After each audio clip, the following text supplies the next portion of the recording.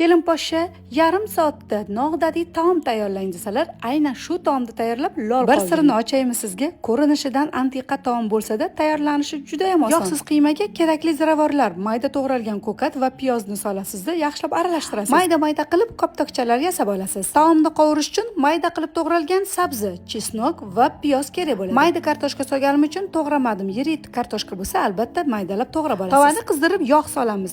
Yog'imiz qizigach, koptokchalarni har tarafini tillarang qilib qovurib olamiz. Qolgan yog'ida to'g'ralgan mahsulotlarimizni qovurib olamiz. Birin-ketin solamizda va ustidan chiroyli rang berish uchun tomat pasta, tuz va qizil paprika solamiz va albatta un solamiz. Unda ham yaxshilab qovuramizda, ustiga muzdekkina suv quyamiz. Avvaldan qovurib olingan koptokchalarni solamiz, ustidan mayda-mayda yangi chiqqan kartoshka va garoq solamiz. Yaxshilab aralashtirib 25-30 daqiqaga dimlab qo'yamiz. Vah, bu taomning mazasi ham, rangi ham, hidi ham juda ham mazali. Sizga ham retsept yoqdimi? Unday bo'lsa, yurakchani qizartirib qo'ying. Kechki taomga nima tayyorlasam ekan deb o'tirgan yaqinlaringizga videoni yuborib qo'ying. Aytgancha, ishtahangiz ochilsa, bilasiz nima qilishdi. Robiyangizningkiga mehmonga keling.